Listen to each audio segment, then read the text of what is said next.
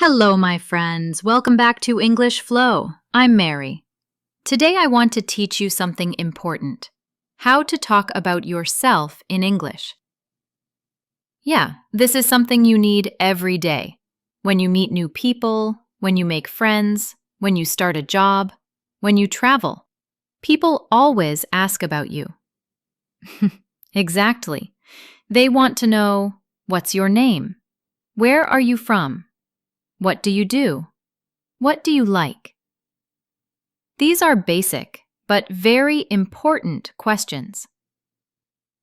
In this episode, I will teach you simple and useful phrases, little patterns, and examples. You can shadow me, listen, and then say the words out loud. That's how you make the language part of you. Let's start with the very first step. When you meet someone new, your name. This is the basic key to communication. This is very easy. There are a few very common and useful patterns. The first one is, my name is Mary. Okay, my name is Mary.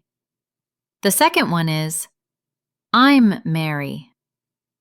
Okay, so both are correct. My name's Mary or I'm Mary. Now, let's listen to some examples. I can say, my name's Mary. Or I can say, I'm Mary. Both are correct. Both are natural. Yeah, and you can also add more detail if you want. My full name is Mary Elizabeth, but people call me Mary. That's true for me. Officially, on my passport, it says Mary Elizabeth. But in daily life, everyone calls me Mary. This phrase, people call me something, is very useful when you have a nickname or a short version of your name. It makes the introduction more personal. Yes, here are some more examples. My name is Alexander, but people call me Alex. My name is Catherine, but people call me Kate. Perfect. You see, you can use this pattern in many situations. Now, here is a little cultural tip. In English-speaking countries, people usually use short names or friendly names very quickly. So don't be surprised if someone shortens your name after only meeting you once. It's not rude. It's not impolite. It's usually a sign of friendliness. That's a good point. When I first started teaching, some of my students called me Ms. Mary, but later I asked them to call me Mary, and that felt more relaxed. Yes, so you can decide how formal or informal you want to be. My name is Mary Elizabeth feels formal. I'm Mary feels more friendly. All right, after you say your name, the next very common question is, where are you from? People ask this almost everywhere in the world. It's a friendly way to start a conversation, and it helps people understand you better. Yeah, the basic and most useful pattern is, I'm from the United States. I'm from Spain. I'm from Japan. I'm from Korea. I'm from Vietnam. When I meet people, I usually say, I'm from the US, but I live in London. Yeah, you can make your answer stronger by adding a city and a country together. So the pattern is, I'm from Cairo.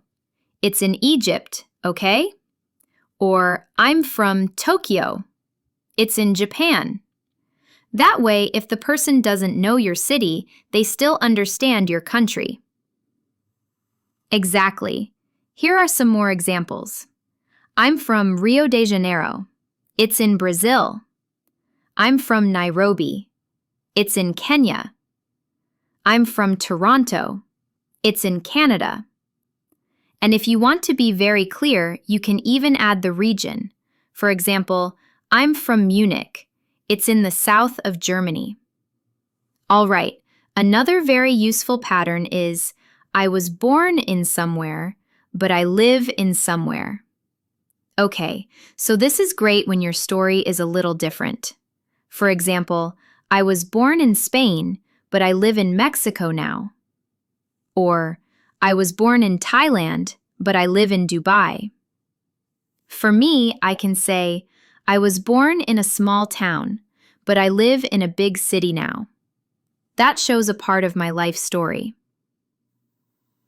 Yeah, and you can also say something like, I was born in London, and I still live in London today. That's correct. Here is a cultural tip. In English-speaking countries, people often connect very quickly over places.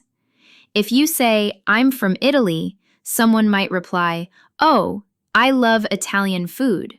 Or, I visited Rome last year. People often use places to find connections, to make friends. So don't be surprised if people talk about your country, food, music, or famous things. Yeah, it's a friendly way to keep the conversation going. Now, another very common question is, how old are you? People sometimes ask this when they want to know more about you.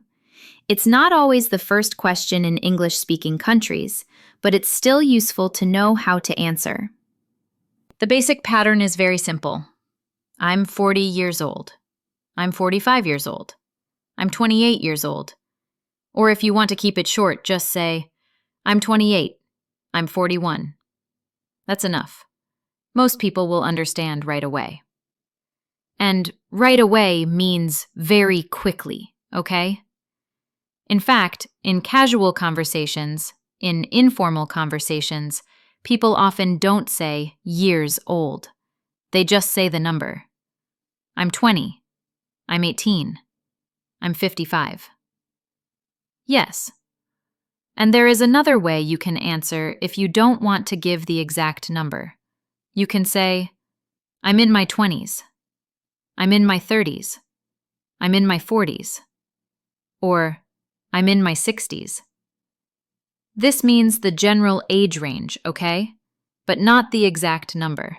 So if you say, I'm in my 40s, it could mean 41, 45, or even 49.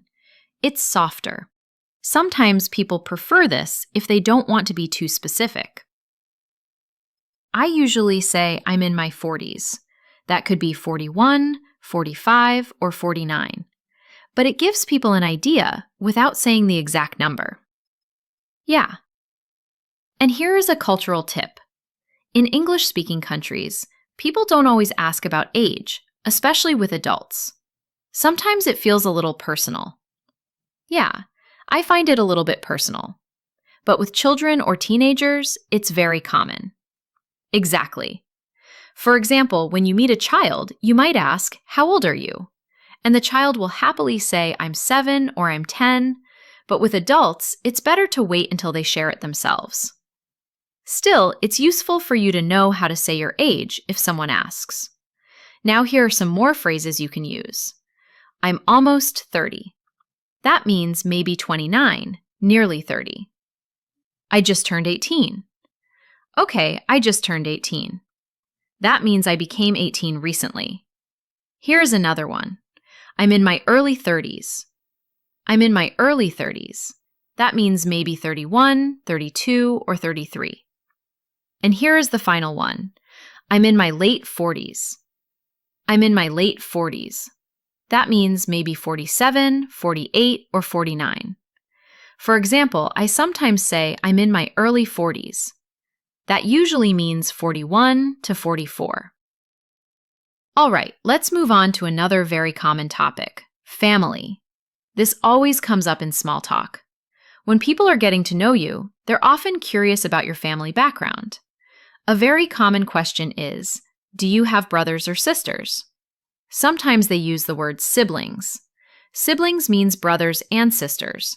So they ask, do you have brothers or sisters? Yeah, and it's a good idea to have a clear answer ready. The simplest way to answer is, yes, I have, or no, I don't have any brothers or sisters, or I don't have any siblings. For example, you can say, yeah, I have one brother, or yeah, I have 2 sisters. In my case, I usually say, yeah, I have an older sister. That one small word, older, adds more detail. And I usually say, yeah, I have one younger brother. That's also a nice detail because people then know my brother is not only my sibling, but also younger than me. So if you want to give a little more information, you can use older or younger.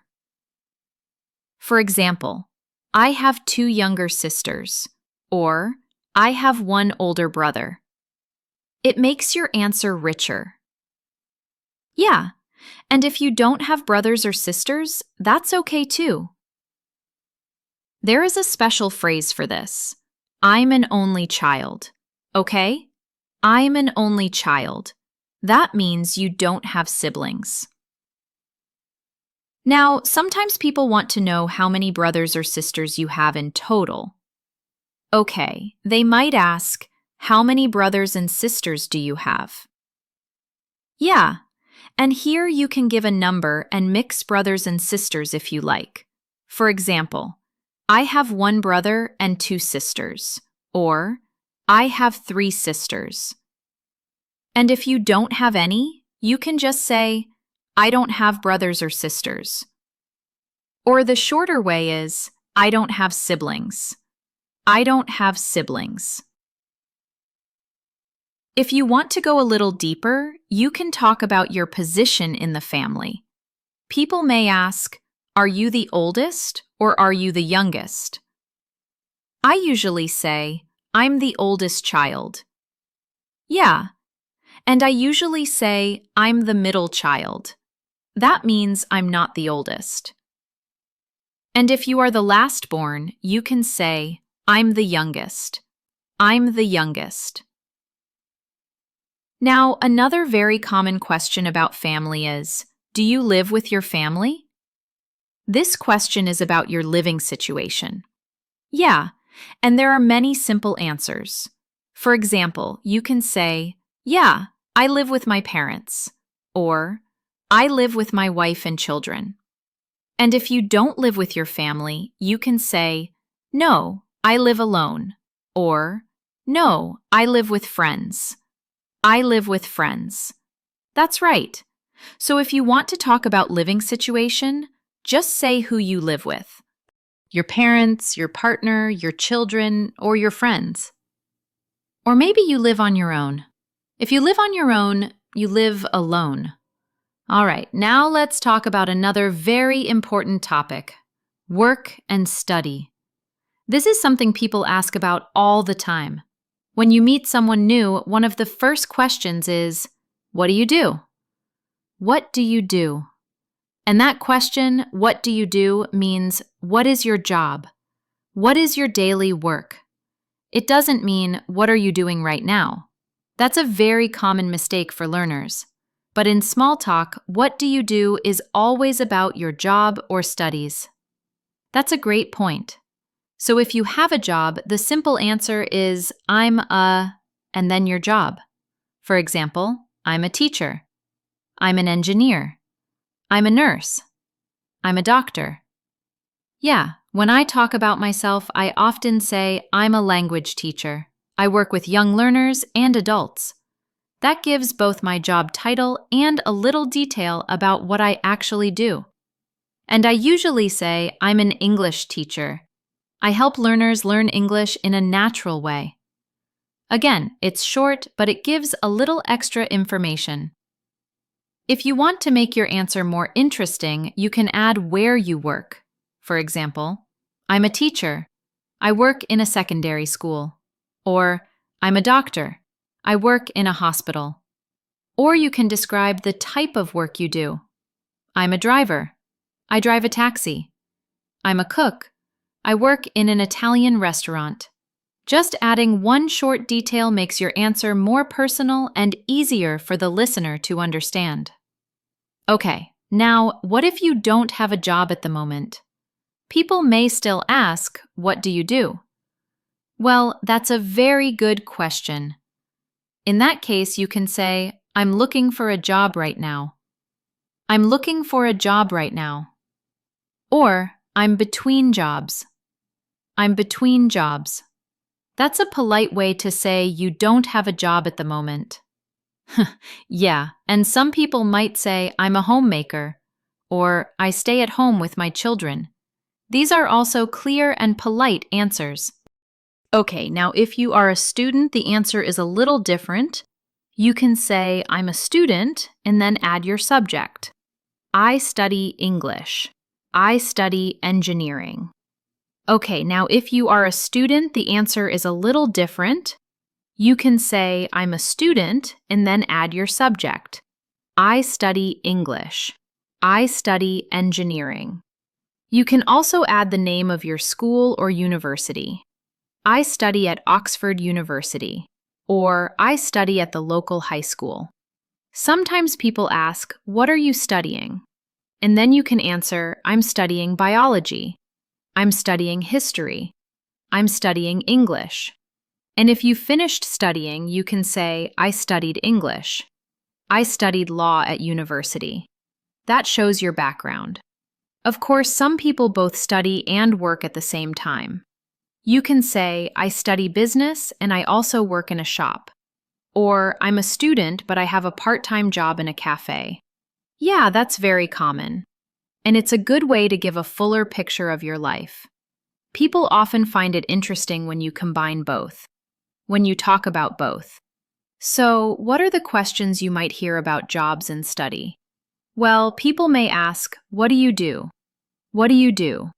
Where do you work? Where do you work? Do you like your job? Do you like your job? Are you a student? Are you a student? What do you study? What do you study? Where do you study? Where do you suspect? Great! And for each one, you already know the simple answers. For example, what do you do? I'm a teacher. Do you like your job? Yeah, I do. Or, sometimes it's okay, but sometimes it's difficult. Are you a student? Yeah, I am. I study economics. Where do you study? I study at Oxford University. You see, these are simple patterns, but they cover almost every situation. All right? Sometimes when you meet new people, you don't only want to say your name, your job, or your country. You may also want to describe your personality. That means the kind of person you are.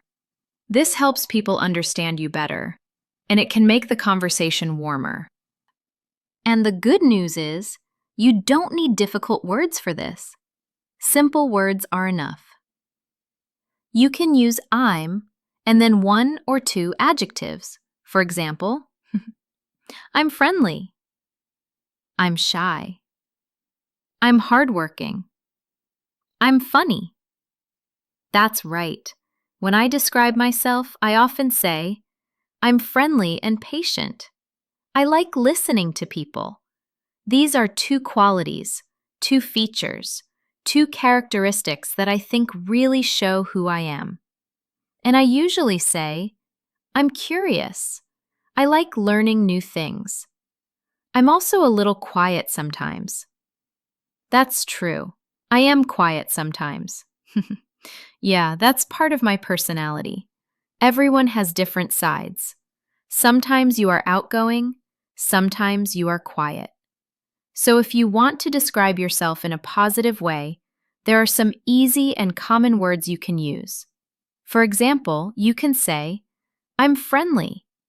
That means you enjoy talking to people. Or, I'm hardworking. That means you try your best at your job or studies. You can also say, I'm helpful. That means you like to help people. Or, I'm kind. That means you care about others. These simple adjectives are very powerful. You don't need big, complicated words. Just one or two can give a clear picture of your character, your personality. Now, some people like to describe themselves in terms of energy, okay? For example, I'm active, or I'm relaxed. These words tell others about your lifestyle and your way of being. Yeah, or you can say, I'm serious. That means you take things carefully. Or the opposite. I'm easygoing. That means you are relaxed and not stressed. I often say, I'm positive. That means I try to see the good in situations. And sometimes I say, I'm open-minded. That means I like to listen to new ideas. Now, I have a question. How do people ask about your personality? Well, that's a fantastic question. The most common question is, what are you like? What are you like? And this question confuses some learners because it doesn't mean, what do you like? It means, what is your personality? So if someone asks, what are you like? You can answer, I'm friendly and patient, or I'm shy but curious. Great. And I can think of another question. How would you describe yourself? This is often asked in job interviews. In that case, you can give 2 or 3 positive qualities like, I'm hardworking, creative, and reliable. And sometimes people just ask, are you shy? Or, are you outgoing? Then you can answer, yeah, I'm shy. Or, no, I'm quite outgoing. Okay, we have shared a lot today. We talked about how to introduce yourself, where you're from, your age, your family, your job or studies, and your personality. Yeah, all the basic things for talking about yourself in English. With just a few simple patterns, you can give people a clear picture of who you are. And remember, you don't need long, difficult sentences. Short, simple sentences are enough. Just say them with confidence, and the more you practice, the easier it gets. So try using these sentences today, maybe with a friend, maybe in class, or even just in the mirror. I hope this episode gives you the confidence to talk about yourself in English. Anytime, anywhere. Thank you so much, my friends, for spending this time with me. And remember, practice a little every day. I'm Mary, and this is English Flow. Until next time, keep learning and keep believing in yourself. Bye for now.